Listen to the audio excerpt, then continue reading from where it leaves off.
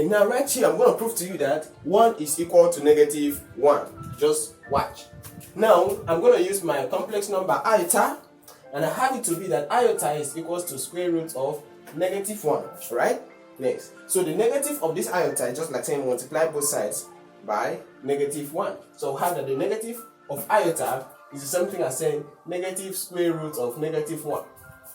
Okay, so I can split this on the right hand side to have negative 1 times square root of negative 1. It's something as saying negative iota. Take note of this. Let's just keep this like this. Okay, so I have the negative iota is equals to negative 1 times square root of negative 1. Now, you see that this is negative 1 and this is its square root, negative 1. That is to say, the square root of negative 1, the square of the square root of negative 1 will give you negative 1, alright? I can simply rewrite this one as negative 1 square, then the square root of that, right? Since this is a perfect square of the square root of negative 1, and I can still go ahead and multiply this by this, I'll have square root of negative 1, like this, okay?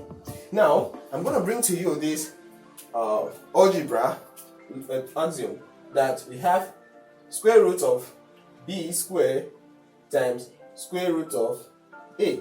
It simply means square root of a times b squared. Alright?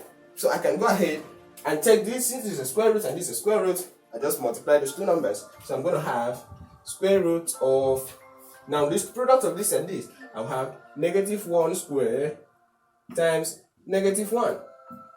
And negative 1 squared is something I'm saying positive 1. So we just have here, right here, square root of negative 1 squared is something like positive 1. So positive 1 times negative 1 is just negative 1, and negative 1 is equals to I. What have we just said? We've just proven that negative I takes us to I. Therefore, negative I is equal to I. And what does that tell you? Well, cancel I on both sides, you have negative 1 is equal to 1. And this is what you get. Cool, isn't it? Yes, that's what you get. Remember, I is square root of negative 1, just has square root of negative 1, which is I, but we started from negative I. Here, it's going to destroy everything we know in mathematics. So where is the error? Where is the error right here? Well, I don't see anything. Please, if you have seen an error, you can go ahead and take orders on that, alright? And for now, look at the screen, you see something, don't just go yet. 1 over x using substitution method. Can you use substitution method to solve the integral of 1 over x with respect to x? Check that out, alright? And otherwise, subscribe to this channel.